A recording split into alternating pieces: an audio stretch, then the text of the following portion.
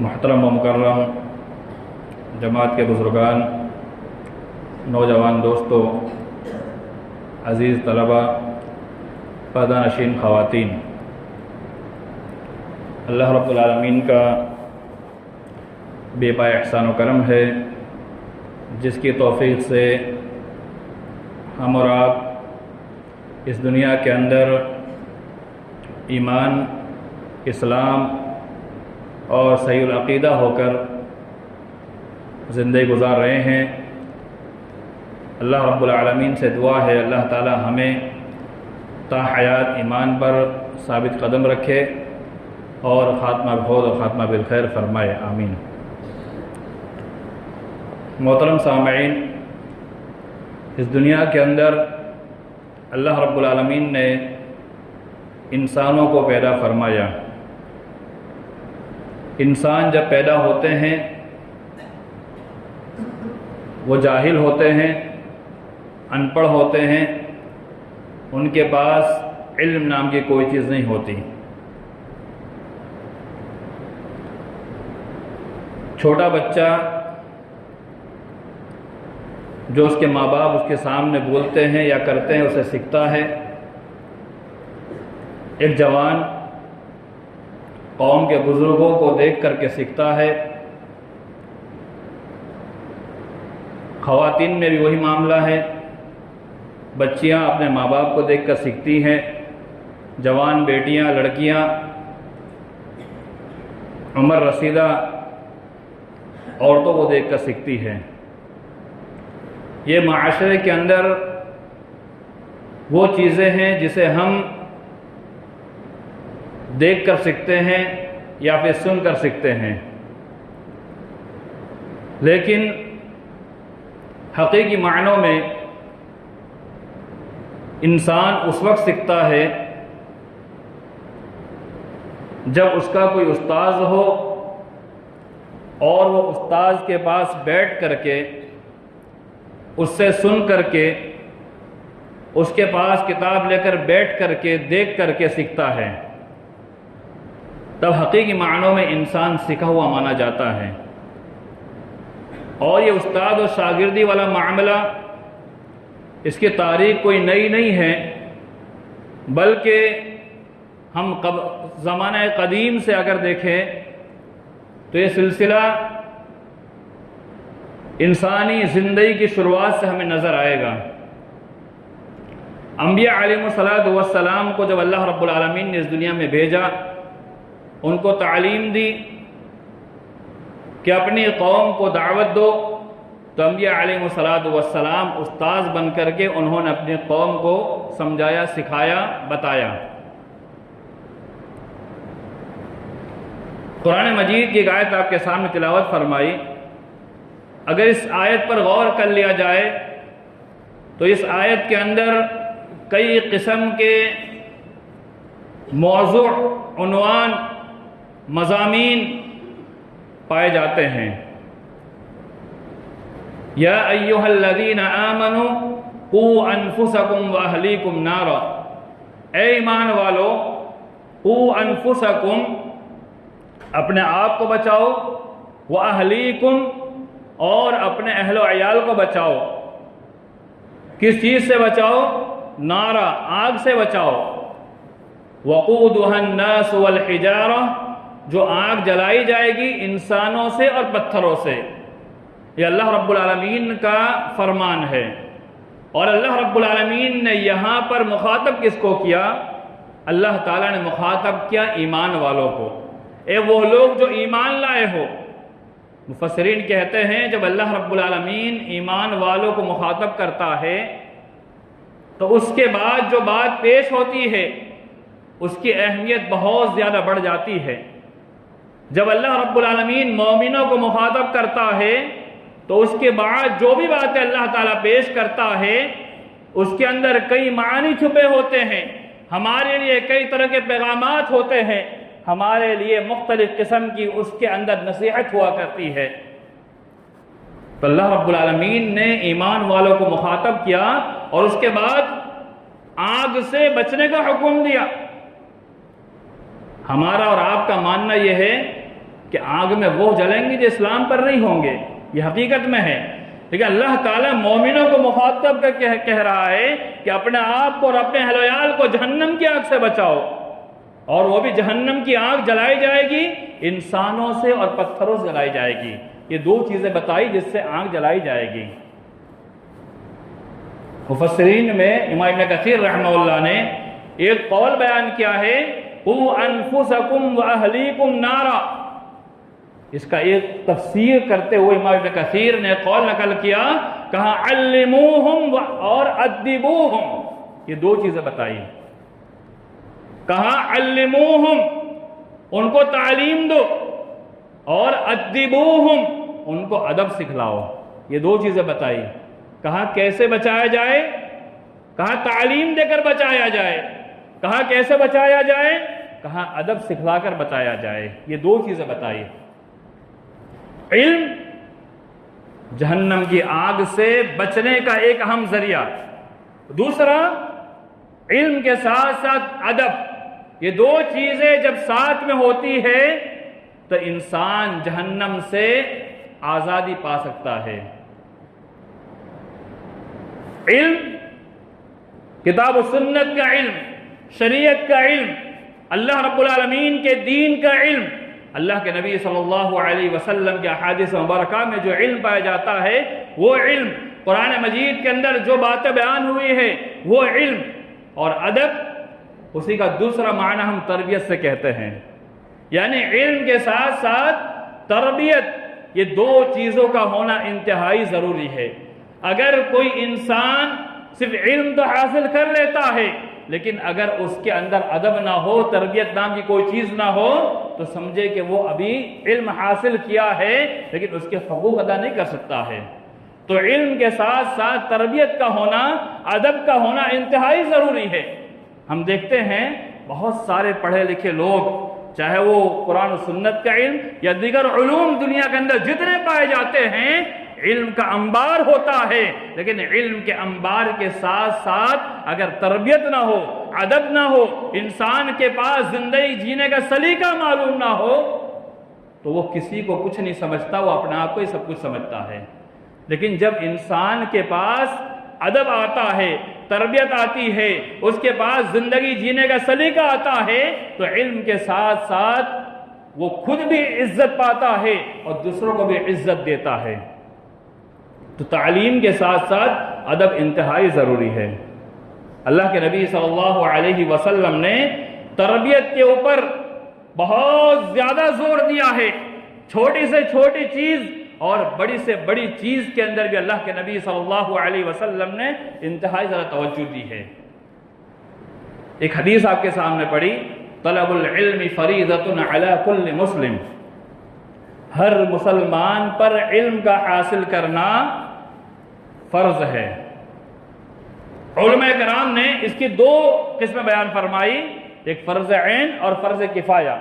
ہم آج بات کریں گے فرض عین کے اوپر، یعنی وہ کون سا علم ہے جسے شریعت نے ہر مسلمان پر واجب کیا، چاہے وہ مرد ہو چاہے عورت ہو، ہر مسلمان کو علم حاصل کرنا انتہائی ضروری ہے۔ علماء کرام نے اس کی توضیح کرتے ہوئے بتایا، سب سے پہلی چیز عقیدے کا علم۔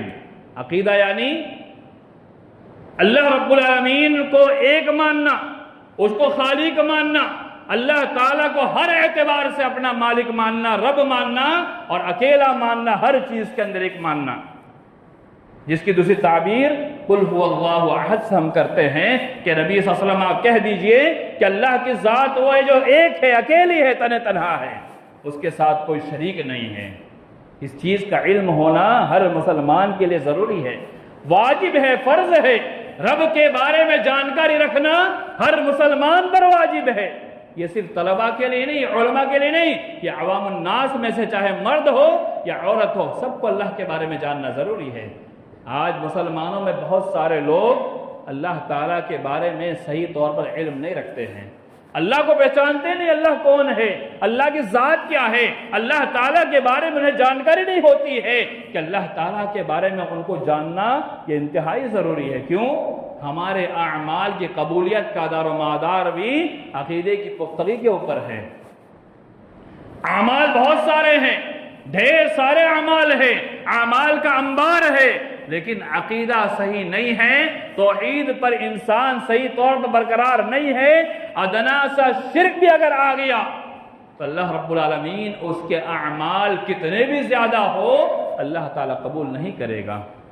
اسی لیے اعمال کی قبولیت کے لیے سب سے پہلی چیز عقیدہ کا صحیح ہونا ضروری ہے، اور قیامت کے دن نجات کے لیے عقیدہ کا صحیح ہونا انتہائی ضروری ہے۔ اس لیے عقیدے کی تعلیم لینا انتہائی ضروری ہے اور ہر مسلمان پر واجب ہے۔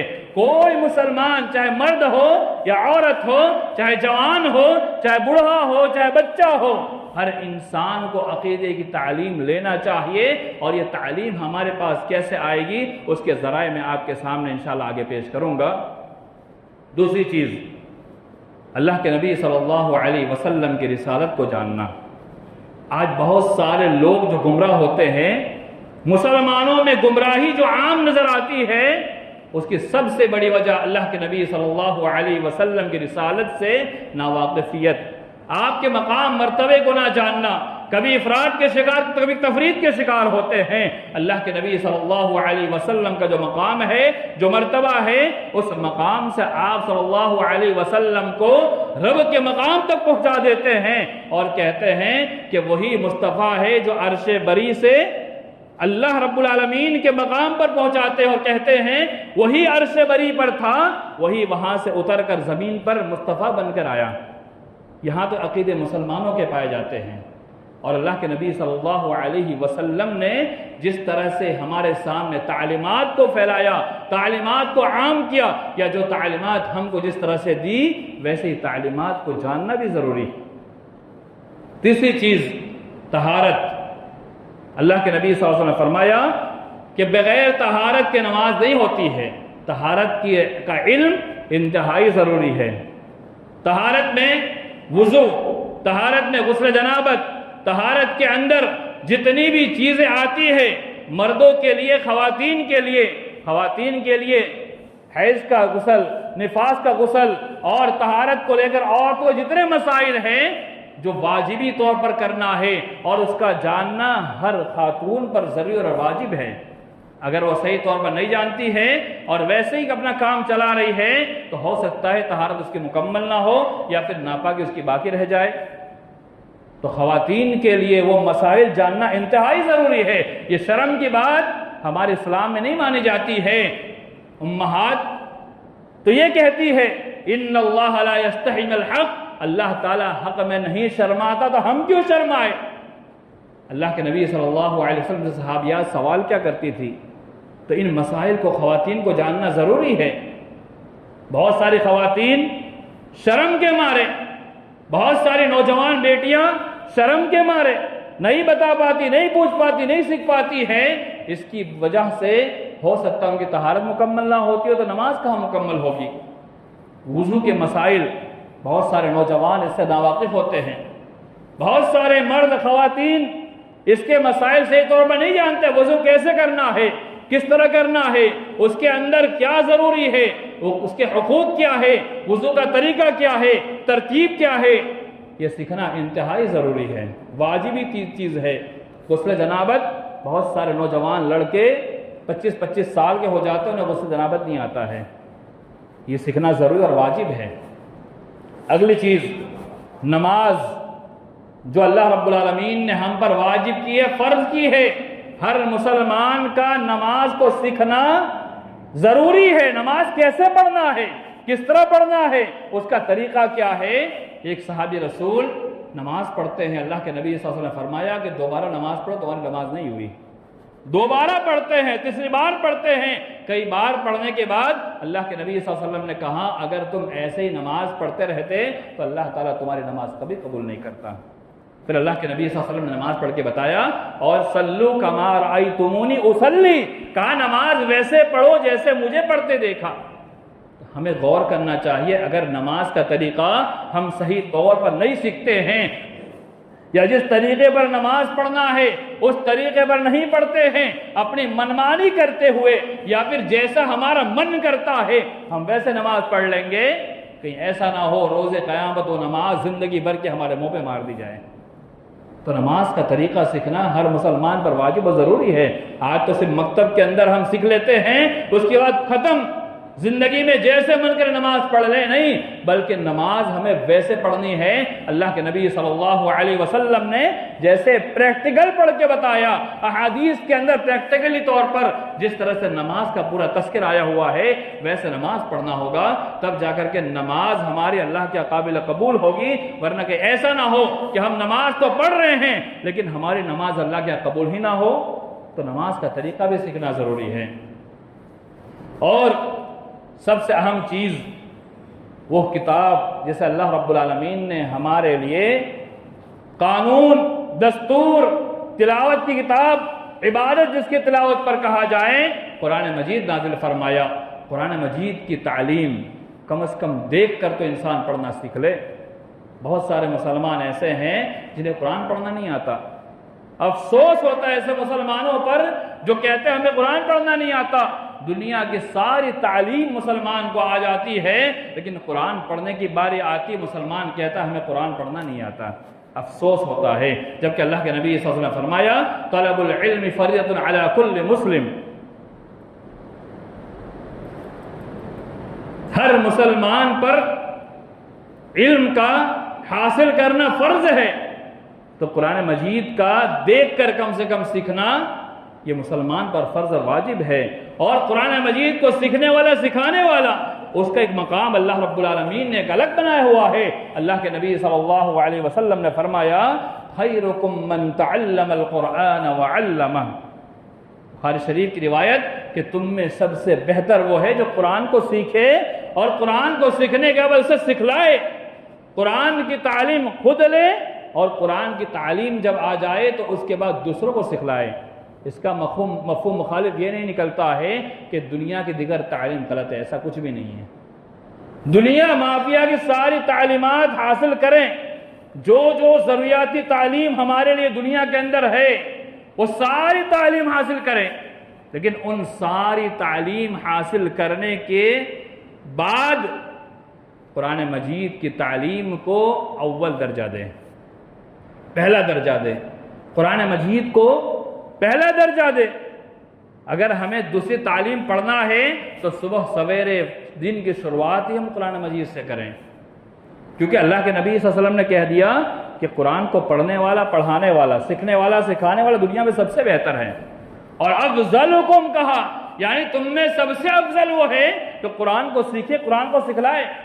تو ہمیں افضل ترین مقام چاہیے تو ہمیں قرآن کو سیکھنا ہوگا، قرآن سکھلانا ہوگا، قرآن پڑھنا ہوگا، قرآن پڑھانا ہوگا۔ اللہ کے نبی صلی اللہ علیہ وسلم نے فرمایا جو شخص صبح سویرے قرآن پڑھتا ہے، یعنی قرآن کی ایک آیت تلاوت کرتا ہے یا قرآن کی ایک آیت سیکھتا ہے، احادیث کی مختلف کتابوں کے اندر مختلف الفاظ کے ساتھ یہ حدیث موجود ہے، ایک آیت کی تعلیم صبح سویرے لی، کہاں اصفہان میں جا کر کے سرخ اونٹ کی تجارت سے بہتر ہے، 2 آیت 2 سرخ اونٹ کی تجارت سے بہتر ہے، کہا 3 آیت 3 سرخ اونٹ کی تجارت سے بہتر ہے۔ اور ابو داؤد وغیرہ کی روایت کے اندر آتا ہے جتنی آیت اس نے پڑھی یا پڑھائی، سیکھی یا سکھائی، کہا اتنی آیت کے بقدر اتنے اونٹ کی تجارت سے بہتر ہے۔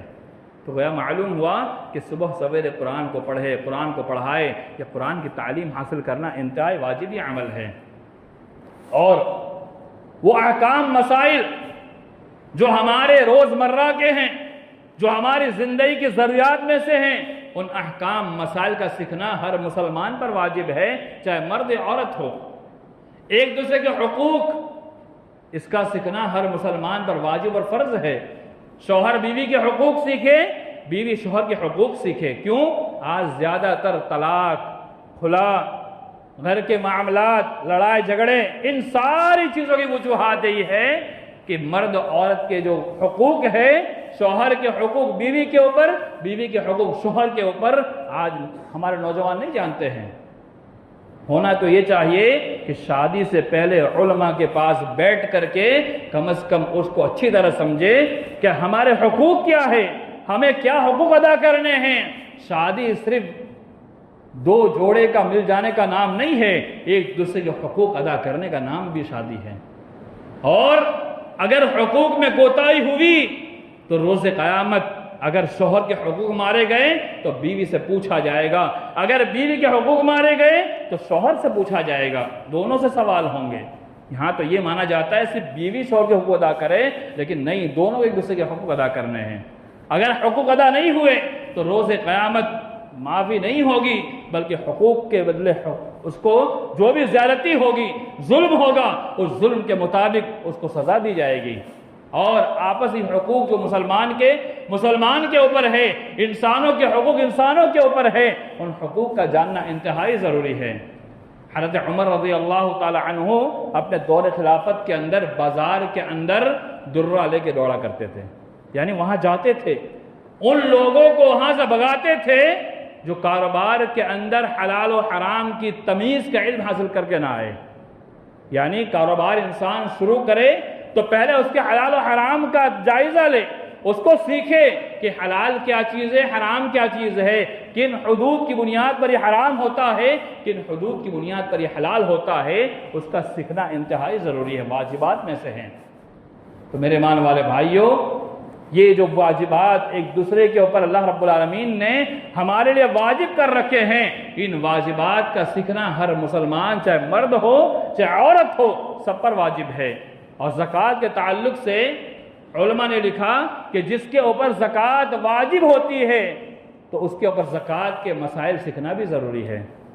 اور ایک چیز، ہر انسان کے پاس پراپرٹی ہے، ہر انسان کے پاس مال ہے، انتقال کے بعد میراث تقسیم ہوتی ہے، حصے تقسیم ہوتے ہیں، اس کے تعلق سے بھی جانکاری حاصل کرنا ضروری ہے۔ اگر نہیں جانکاری حاصل کریں گے، ہو سکتا ہے دوسرے کے حقوق مارے جائے۔ آپ دیکھیے، باپ کے مرنے کے بعد کبھی بہن چھوٹ جاتی ہے تو کبھی بھائی کا کسی بھائی کو نظر انداز کیا جاتا ہے، کبھی اس کا حق مارا جاتا ہے، کبھی اس کا حق مارا جاتا ہے۔ اس کی وجہ کیا ہے کہ بہت سارے لوگوں کو معلوم نہیں کون کون حق پانے والے ہیں۔ کبھی کبھی تو ایسا بھی ہوتا ہے کہ عورت کو تو بالکل بھول جاتے ہیں۔ کبھی ایسا بھی ہوتا ہے آدمی مر گیا، اس کے حصے پانے والوں میں اس کا باپ حیات ہے، ماں حیات ہے، وہ حصہ پانے والے ہیں، ان کو حصہ میں گنا ہی نہیں جاتا ہے۔ یا بیوی دوسری شادی کر لی، بھول جاتے اس کا بھی حق بنتا ہے۔ تو میرے مان والے بھائیوں، یہ حقوق کا جاننا انتہائی ضروری ہے۔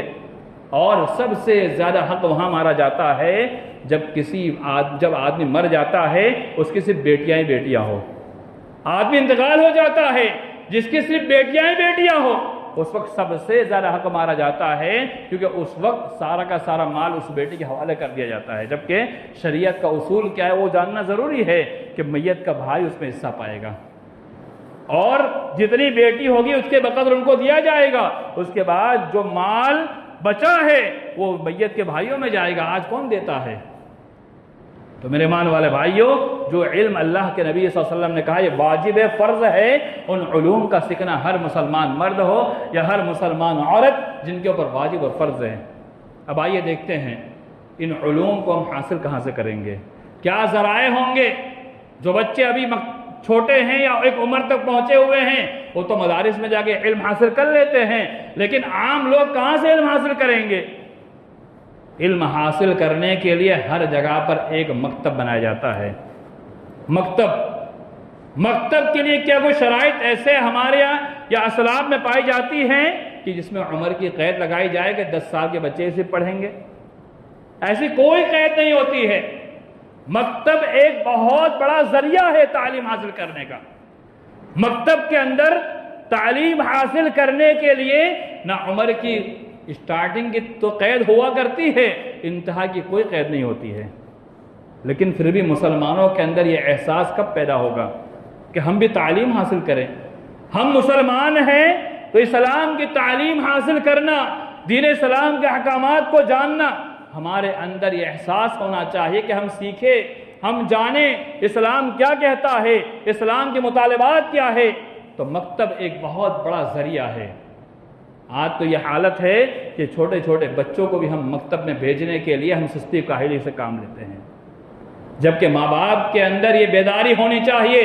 آج دیکھیے ہر نوجوان کی زبان پہ ایک شکایت ہے کہ آج ہمارے نوجوان بیٹیاں یا ہمارے نوجوان بیٹے آج اسلام کو چھوڑ کر دوسری طرف جا رہے ہیں، چاہے وہ رشتے کی بنیاد پر ہو، چاہے شادی کی بنیاد پر ہو یا دیگر چیزوں کی بنیاد پر ہو۔ تو اس کے اندر ہم روک تھام کیسے کریں گے؟ ایک ہی ذریعہ ہے، انہیں تعلیم دی جائے، اور تعلیم دینے کے لیے ہر ماں باپ کی ذمہ داری بنتی ہے کہ مکتب کے اندر اپنے بچے کو جو اس کا وقت ہے، اس کا ٹائم ہے، اس ٹائم کے اندر بھیجے۔ اب مسئلہ آتا ہے نوجوانوں کا، تو نوجوانوں کے لیے بھی اگر آپ کو پڑھنے کی خواہش ہے، آپ کو شوق ہے، آپ انتظامیہ کے ساتھ بات کریں اور بات کر کے آپ موقع لیں، آپ کو بھی انشاءاللہ موقع دیا جائے گا۔ لیکن ہمارے اندر شوق تو ہونا چاہیے، ہم سامنے سے کبھی بولے تو صحیح، ہم جا کر بات تو رکھیں، ہمیں سیکھنا ہے، ہمیں پڑھنا ہے، ہمارے اندر جذبہ ہے، لیکن آج ہوتا کہاں ہے؟ یہ ہونا انتہائی ضروری ہے میرے مان والے بھائیوں۔ اور خواتین کی تعلیم کے لیے بھی جہاں پر ذرائع نہیں ہیں وہاں خواتین چاہتی ہے ہمارے لیے تعلیم کا انتظام ہو، لیکن جہاں پر الحمدللہ معلمات ہو، اور ہمارے اس گاؤں کے اندر الحمدللہ اتنی تعداد میں عالمہ اور خواتین عالمہ پائی جاتی ہے کہ انشاءاللہ ہمارے نوجوان بیٹیاں، عمر رسیدہ عورتیں سیکھنا چاہے ان کے لیے بہترین مواقع ہیں، لیکن ہمارے خواتین کا وہ جذبہ ہونا چاہیے۔ 1 گھنٹہ، 1.5 گھنٹہ، 2 گھنٹہ، 24 گھنٹوں کے اندر اگر موبائل چلانے کا وقت ہے اس کو چھوڑ کر کے اگر تعلیم پر توجہ دے تو انشاءاللہ تعلیم کا ایک بڑا حصہ ان کے اندر آ جائے گا۔ مکتب کے ذریعے سے آپ تعلیم حاصل کرنے کی کوشش کریں، اور اگر عمر دراز افراد ہیں تو ان کو سیکھنے میں شرم کس چیز کی؟ اگر سیکھنا چاہے تو انسان موت تک سیکھ سکتا ہے، اس کی کوئی قید نہیں ہے۔ ہمارے گاؤں کے ایک بزرگ، میں نام نہیں لوں گا شاید کہ وہ برا مان جائے، الحمدللہ آج بھی وہ تعلیم حاصل کر رہے ایک استاد کے پاس۔ ایک بزرگ ہمارے سامرود کے ہیں، ان کی داڑھی دیکھو سفید ہو چکی ہے، علم حاصل کرنے کا جذبہ دیکھیے، آج بھی وہ شوق کے ساتھ روزانہ اپنے کاروبار کے ساتھ بھی، اپنے کام کاج کے ساتھ بھی، اپنے دن بھر کی مصروفیات کے ساتھ بھی وہ ایک استاد کے پاس جا کر بیٹھ کر کے مستقل وہ تعلیم حاصل کر رہے ہیں، اسی گاؤں کے، ابھی بھی ان کی تعلیم چالو ہے۔ تو ہمیں کس نے کہہ دیا کہ بچے سے تعلیم حاصل کر سکتے ہیں؟ تعلیم حاصل کرنے کی کوئی عمر نہیں ہوتی ہے۔ صحابہ کرام جب اسلام لاتے تھے، چاہے جوانی میں، چاہے بڑھاپے میں، چاہے بچپنے کے اندر، وہ تعلیم حاصل کیا کرتے تھے۔ تو آپ اس نظام کو خود بنانے کی کوشش کیجئے، آپ کے اندر پڑھنے کا جذبہ ہو، آپ کے اندر شوق ہمیں پڑھنا ہے تو انشاءاللہ اس کا انتظام کیا جائے گا۔ اور دوسرا سب سے بڑا ذریعہ جس میں ہم کوتاہی کے شکار ہے، ان مساجد کے اندر دروس کا انتظام جو کیا جاتا ہے، یہ دروس بہت معمولی چیز نہیں ہے، اسے ہم معمولی سمجھ سکتے ہیں لیکن یہ معمولی نہیں ہے، تعلیم حاصل کرنے کا بہت بڑا ذریعہ ہے۔ یہ 5 منٹ کا درس، 10 منٹ کا درس جو ہے، اگر روز قرآن کی ایک آیت پڑھی جائے یا قرآن کی حدیث پڑھی جائے تو ایک بڑا ذخیرہ ہمارے پاس آ جائے گا۔ لیکن وہ درس کو تو ہم صرف سرسری برائے نام سنتے ہیں، یا پھر درس کے اندر صرف ایسے ہی آتے بیٹھ جاتے ہیں۔ عموماً میں ایک بات کہتا ہوں، اکثر مسلمان یہ سوال کرتے ہیں کہ جب امام صاحب تراویح پڑھا رہے ہو تو پیچھے قرآن دیکھ کر سننا کیسا ہے؟ تو میں اس وقت ایک بات یہ کہتا ہوں کہ جب درس قرآن بیان کیا جاتا ہے تو ہماری عقل وہاں کہاں چلی جاتی ہے کہ ہم یہ سوال کریں کہ ہم قرآن لے کے بیٹھے یا نہیں بیٹھے۔ وہ نماز کی حالت میں قرآن لے کے کھڑا ہونے کے لیے مسلمان تیار ہے، سوال کر رہے ہیں، لیکن جہاں پر درس قرآن ہو رہا ہے وہاں قرآن لے کے بیٹھنے کی کوئی توفیق نہیں ہو رہی ہے۔ یہ بھی نہیں سوچ رہے کہ چلو مولانا صاحب درس قرآن دے رہے ہیں، ہم بھی قرآن لے کے بیٹھ جائے تاکہ ہمیں بھی کچھ سیکھنے ملے۔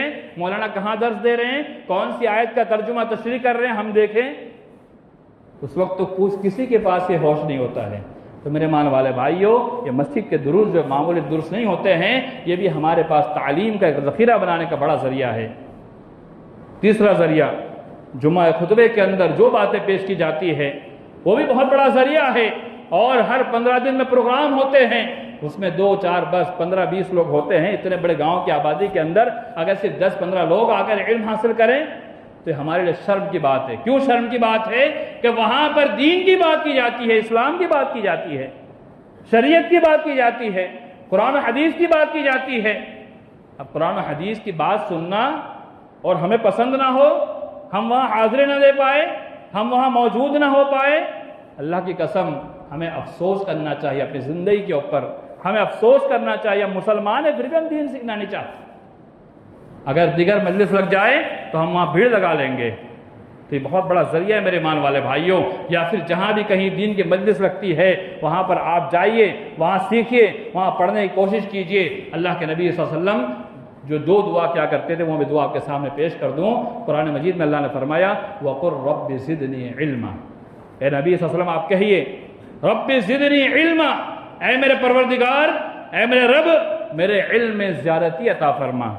کون ہے؟ اللہ کے نبی صلی اللہ علیہ وسلم جن کے اوپر مکمل شریعت نازل ہوتی ہے. وہ نبی کیا کہتا ہے؟ اے اللہ میرے علم کے اندر اضافہ فرما دے.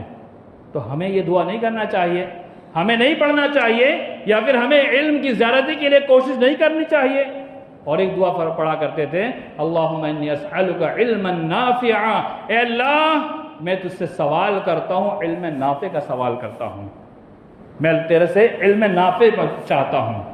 تو علم نافع اللہ تعالیٰ سے ہمیں مانگتے رہنا چاہیے, کیونکہ علوم تو انسان حاصل کرتے ہیں لیکن اس علوم کا نفع بخش ہونا بہت ضروری ہے. اور اس لیے اللہ کے نبی صلی اللہ علیہ وسلم یہ بھی دعا کیا کرتے تھے اللہم انی اعوذ بک من علم لا ینفع, اے اللہ میں پناہ مانگتا ہوں ایسے علم سے جو نفع نہ پہنچائے.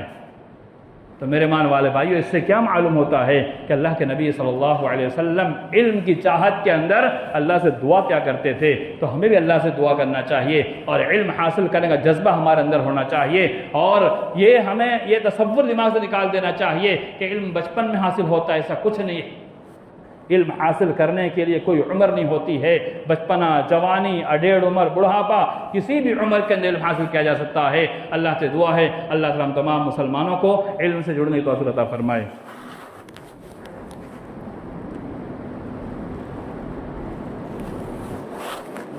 الحمدللہ وحدہ والصلاة والسلام علی من لا نبی بعد, اما بعد. دو حدیث پیش کر کے بات ختم کرتا ہوں. اللہ کے نبی صلی اللہ علیہ وسلم نے فرمایا کہ اس شخص کے لیے دگنا اجر ہے جس کے پاس لونڈی ہو. میں اس کے کچھ الفاظ پیش کروں گا حدیث کے. جس کے پاس لونڈی ہو اور اس لونڈی کو وہ اچھا ادب سکھلائے اور اس کو اچھی تعلیم دے. تو اللہ کے نبی صلی اللہ علیہ وسلم نے ایک لونڈی کے لیے بات کہی. دوسرے حدیث کے اندر اسی کا ہم معنی مفہوم کہ جس کو اللہ تعالیٰ 2 بیٹی یا 3 بیٹی دے اور اس کا وہ اچھا حق ادا کرے تو وہ جنت میں داخل ہوگا. تو ان دونوں حدیث سے آپ کے سامنے کیا پیش کرنا مقصود ہے کہ خواتین کے اندر بھی تعلیم کا عام کرنا انتہائی ضروری ہے. مرد پڑھتا ہے, سیکھتا ہے, وہ اس کی ذات پر خالی اثر انداز ہوتا ہے. جب عورتیں سیکھتی اور پڑھتی ہیں تو پورے معاشرے کے اوپر اثر اس کا آتا ہے. کیوں؟ ہم پڑھتے ہیں, کمانا ہمارا کام ہے, دیگر ضروریات ہماری ہے. خواتین بچوں کے ساتھ رہتی ہے, ان کے اندر صلاحیت ہوگی, تعلیم ہوگی تو انشاءاللہ بچوں کے اندر تعلیم جائے گی. اور ایک بات,